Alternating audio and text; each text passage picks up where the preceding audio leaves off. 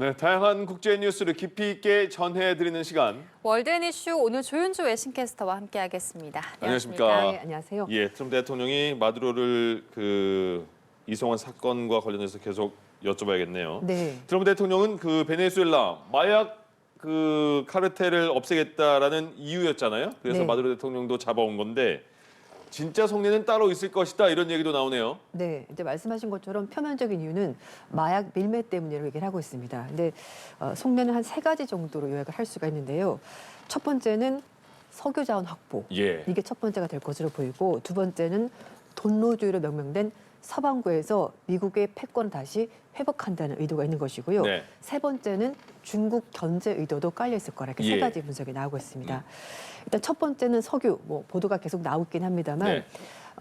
베네수엘라가 세계 최대 원유 보유량을 가지고 있습니다. 물론 예. 생산량은 적긴 합니다만, 그래서 일단 미국이 싼 가격으로 다시 원유를 가져오겠다라는 첫 번째 의도가 있는 것으로 보이고, 특히 그 전에, 그러니까 베네수엘 정부가 원유를 국유하기 전까지는 미국이 기업들 이제 거기 많이 진출해서 개발을 많이 했었거든요. 근데 우고 차베스 그리고 마두로 정권이 들어서면서 석유가 국유화가 됐고요. 네. 이제 정부에서 관리를 하게 되면서 미국 기업들이 막대한 피해를 보면서 빠져나올 수밖에 없었습니다. 예. 그래서 거기에 대한 약간 지연된 보복이다라는 얘기가 나오고 있고요.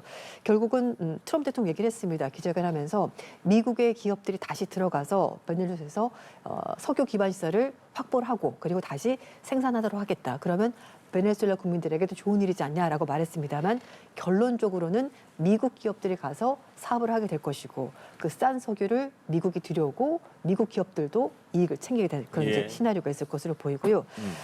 그리고 이제 돈노주의 얘기가 네. 나오고 있는데요. 트럼프 대통령이 국가 안보 전략을 작년에 발표하면서 그때 네. 말했던 것이 서반구, 그러니까 북미 대륙과 중남미 대륙 전체를 미국이 관할하겠다.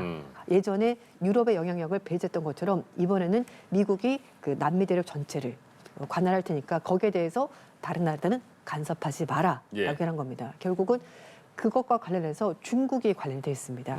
중국이 그 1대1로를 하면서 베네수엘라 거점으로 잡고서 남미 지역에서 여러 가지 사업을 했었거든요. 근데 이제 1대1로를 하게 되면 가장 먼저 돈을 빌려줍니다. 예. 그래서 돈을 빌려주고 기반시설을 지어주는데, 베네수엘라가 중국으로부터 차관을 갚지 못하면서 네. 대신에 돈 대신에 원유를 가져갔습니다. 예. 그래서 이제 원유가 중국으로 들어갔고, 이제 미국은 남미 지역의 중국 영향력 확대되는 걸 막기 위해서 결국 중국과 베네수엘 관계를 끊어버리기 위해서 이번 작전을 진행한 것 아니냐라는 얘기가 나오고 있습니다. 예, 예. 그러니까 돈노주의하는 게 못노주의에서 네, 도널드 트럼프가 트럼프 들어갔습니다. 앞자리 따서 맞습니다. 돈노주의 하는 거잖아요. 네, 먼로는 이제 미국 5대 대통령 이름이고요. 그렇죠. 네, 예.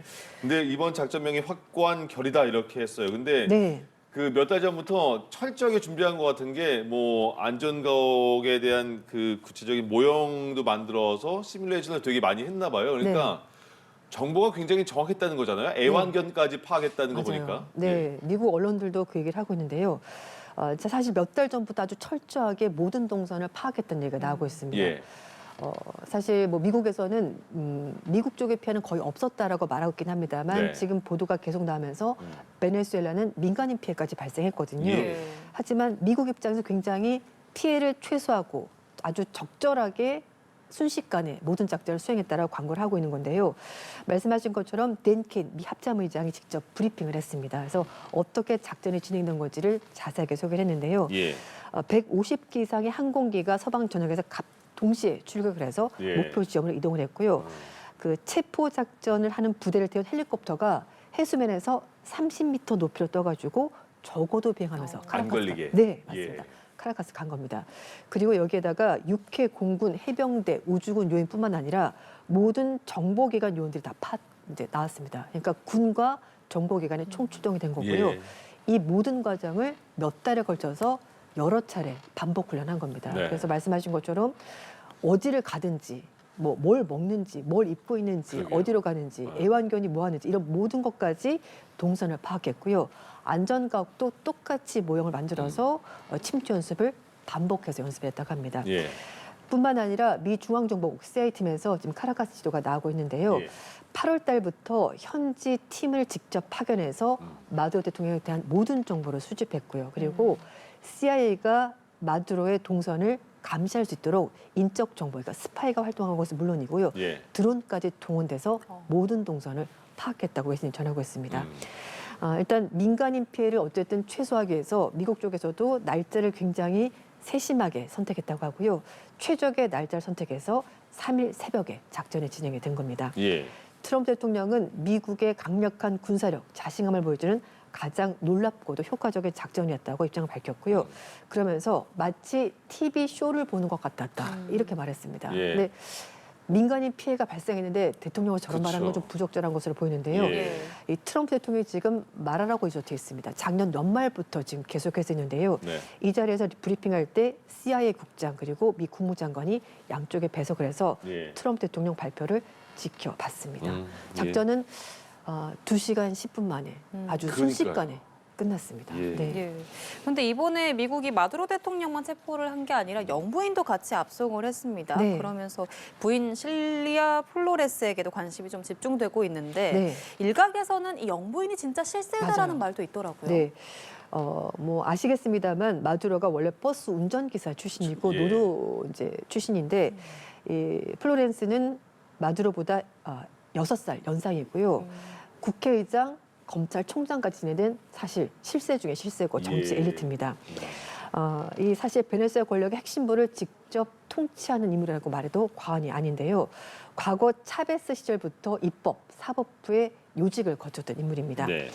차베스와 마두로가 이제 인연이 생기게 됐고요. 이 차베스가 92년에 쿠데타에 실패하면서 감옥에 갔거든요. 그때 변호를 바로 이 플로렌스가 맡은 겁니다. 변호사 출신입니다. 예. 이제 그리고 나서는 정계에 들어오게 된 것이고, 이제 플로렌스가 차베스와 마두로가 굉장히 가까워졌고, 이제 그 중간에서 중재 역할을 했었고, 권력의 중심부에서 마두로와 함께 승승장구를 하게 된 거고요. 예. 그리고 나서 차베스가 2013년에 갑자기 사망했습니다.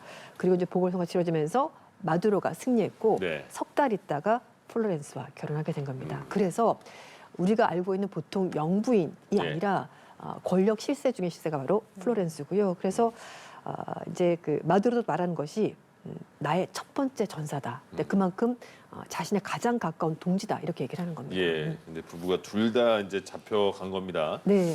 그 미국이 이제 백악관이 미국으로 압송되는 그 마두로 대통령의 모습을 공개했거든요. 근데 네. 그렇게 뭐 위축된 모습이 아니고 뭐 그 우리가 알아들 수 있는 영어를 또 써서 인사를 했거든요. 네, 그 네. 영상 보고 다시 오겠습니다. Good night. Happy New Year. 굿나잇, 해피 뉴 이어 이렇게 했어요. 그러니까 네. 인사를 했는데 그러니까 잡혀와서 어떻게 될지 모르는 상황인데 뭐 일부러 저런 모습을 보였던 것 같은데 네. 지금 일단 구치소로 수감이 된 거잖아요. 그렇습니다. 뉴욕에 있는데 네, 맞습니다. 여기가 굉장히 환경이 열악하다 이런 얘기도 나오는데 어떤 곳이에요? 네. 뉴욕시의 브루클린에 있는 메트로폴리탄 구치소입니다. 뭐 MDC라고 이제 줄여서 부르기도 하는데요. 예.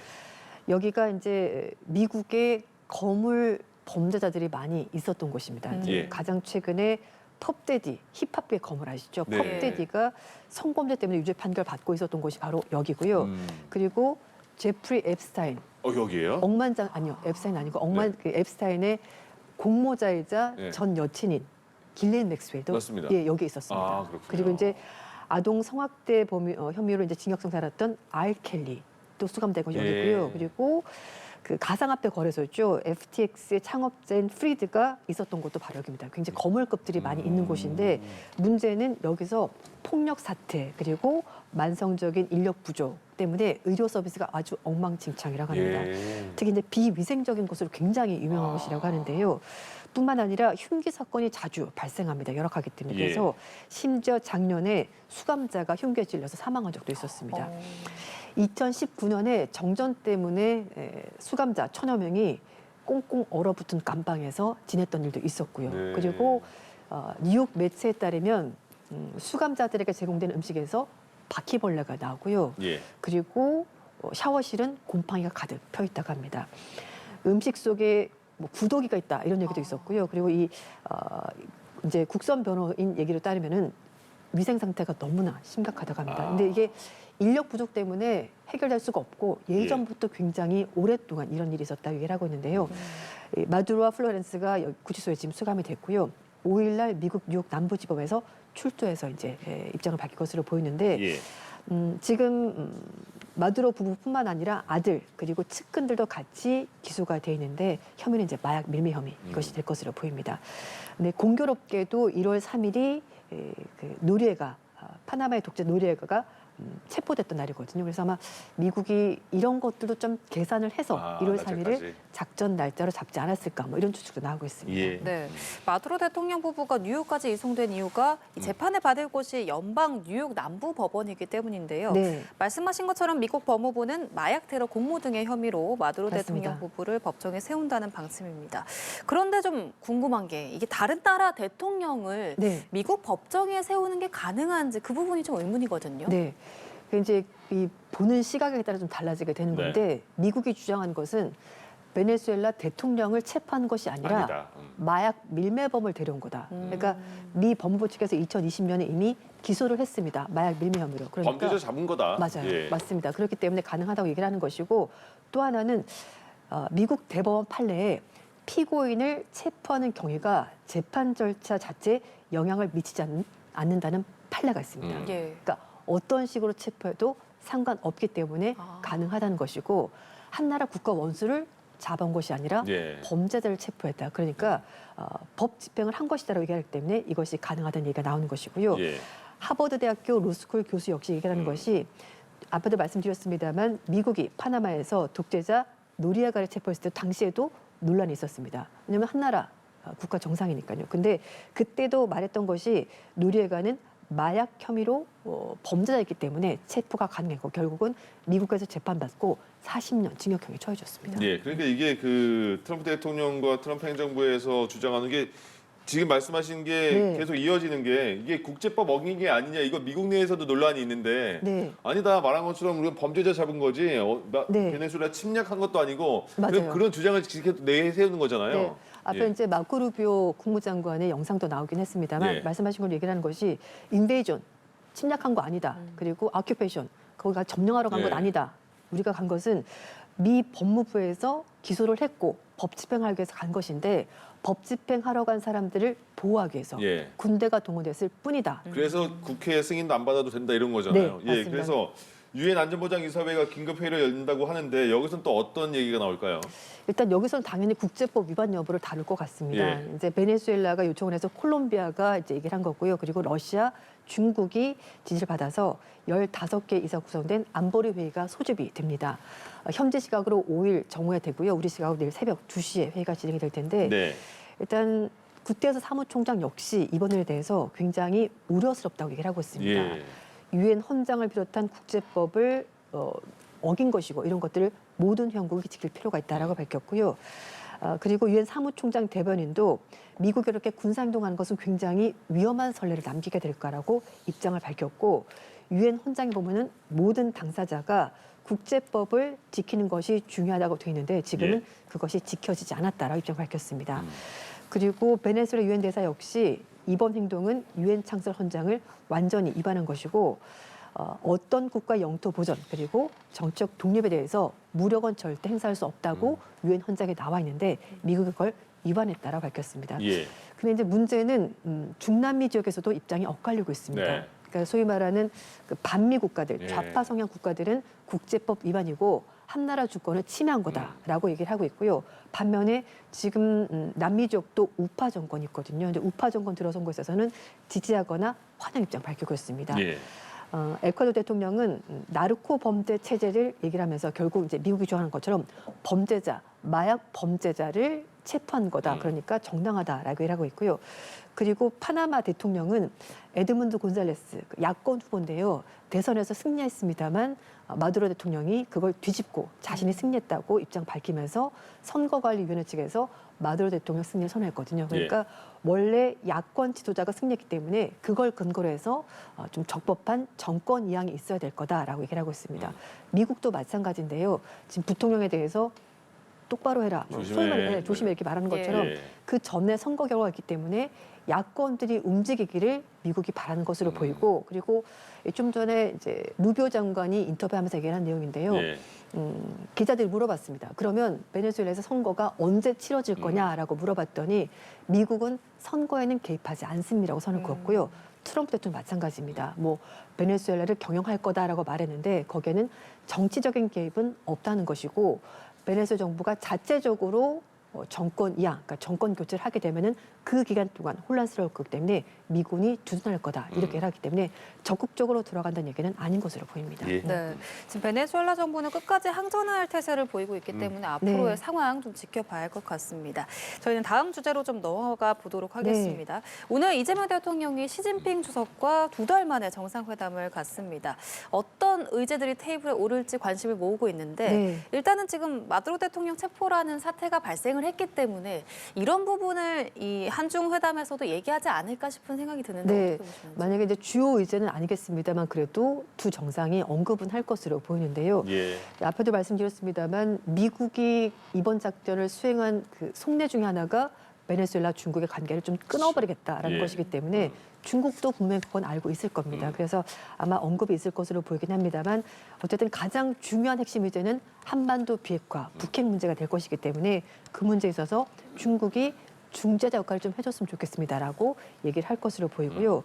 또 우리나라가 핵 추진 잠수함을 도입하는데 그런 부분에 대해서 중국이 좀 오해하는 부분이 있었기 때문에 네. 또 그런 부분을 좀 해명하는 자리가 있을 것으로 보이고요. 서해 구조물 문제도 얘기를 다시 한 번 더 할 것으로 보입니다. 이제 말씀하신 것처럼 2달 만에 다시 만나는 것이고 또 우리나라 국가 정상이 중국 직접 가는 것은 문재인 대통령 이후 이제 거의 9년 만에 얘기가 되는 건데요. 전반적으로 한중 협력 심화하는 방안 그리고 한반도 주변 상황에 대해서 좀 폭넓게 얘기할 것으로 보이고 또 우리나라 그 대표하는 기업 총수들이 다 갔거든요. 그래서 그렇죠. 아마 우리나라 중국 간의 경제 협력도 좀 심도 있게 얘기를 할 것으로 보이고 예. MOU 체결도 할 것이라는 얘기가 나오고 있습니다. 예. 네, 하나님도 좀 틀릴 것으로 보이고요. 황남빵을 다시 생각난다 이런 얘기도 할지 모르겠네요. 네, 그럴 수도 있을 것 같습니다. 네. 네. 어제 이제 중국 측은 장관급 인사가 마중을 나오면서 이 대통령을 예우를 했는데 네. 이렇게 중국이 다른 나라 정상이 방문을 할 때 장관급을 공항으로 파견하는 게 대단히 이례적이라고 하더라고요. 네, 그렇기도 하고요. 이제 또 하나는 과거 우리나라 이제 대통령 갔을 때보다도 약간 격이 올라간 좀 것도 올라갔죠. 네, 맞습니다. 박근혜 전 대통령 당시에는 수석 차관급 인사가 나왔었고요. 문재인 전 대통령 때도 차관급 인사가 나왔습니다. 근데 이번에는 장관급 인사인 인허진 국무원 과학기술부 부장, 그러니까 장관이 직접 나왔기 때문에 좀 격상이 됐다라고 얘기를 할 수가 있을 것이고 또 하나 중국이 그만큼 한중 관계에 대해서 각별한 관심을 가지고 있다라는 그런 것을 보여주는 것이 평가가 나오고 있습니다. 예. 뿐만 아니라 이제 중국 의장대가 레드카펫에서 이렇게 도열하면서 국빈 방문에 걸맞는 예우를 갖췄고 지금 화면에 나오고 있긴 합니다만 그래서 이제 뭐 이 대통령도 굉장히 좀 환하게 웃으면서 인허진 부장과 악수하면서 1분간 짧게 인사를 나눴기 때문에 저 때부터도 사실 분위기 굉장히 그러게요. 좋았습니다. 그래서 예. 이번 회담이 좀 잘 되지 않을까 하는 바람을 가져봅니다. 예. 네. 예, 이런 상황에서 북한은 어제 극초음속 미사일 발사 훈련을 진행했다고 밝혔습니다. 김 위원장이 이번 활동이 핵전쟁 억제력을 점진적으로 고도화하자는 데 있다라고 강조를 했는데 그 또 이 발사 훈련이 필요한 이유에 대해서 최근의 지정학적 위기 그리고 국제적 사변들이 설명해 주고 있다라는 이유를 들었어요. 네. 여기서 말하는 국제적 사변이라는 게 미국의 베네수엘라 공습을 의미하는 걸까요? 네, 그런 부분도 없지 않아 있을 것 같습니다. 그리고 사실 지금 국제 정세가 굉장히 긴박하게 돌아가고 있습니다. 예. 사실 작년 가을부터 미국이 카리브해 지역에 뭐 함대를 보내고 그리고 마약 선박을 단속하고 그다음엔 유조선을 납포하면서 이 정도에서 멈추겠지라고 생각했습니다만 예. 예상을 깨고 직접 지상 작전을 돌입했거든요. 아마 예. 북한도 예상 밖이라고 생각했을 겁니다. 그렇기 때문에 아마 이런 부분 때문에 북한이 약간 무력화하는 측면에서 미사일을 발사할 가능성도 있고요. 예. 또 하나는 한중 정상회담에서 북한 비핵화, 북핵 문제를 논의할 것이기 때문에 북한이 자신들의 문제가 의제로 떠오르는 거 굉장히 불편한 것을 간접적으로 보여준 것이다라는 얘기가 나오고 있는데요. 예. 일단 최근에 이제 북중 관계가 어떤 면에서 좀 회복이 되고 있는데 그 와중에 한중 정상이 만나다 보니까 북한 입장이 굉장히 불편해서 이런 입장을 이제 의도를 한 것으로 보인다고 밝혔는데요. 특히 베네수엘라가 공격당하는 모습을 보고 북한이 더욱더 핵에 집착하게 될 거다. 이런 해석도 같이 나오고 있습니다. 네. 예, 알겠습니다. 오늘 월든 이슈 조윤주 외신캐스터와 함께 이야기 나눠봤습니다. 오늘 말씀 고맙습니다. 고맙습니다. 네, 감사합니다.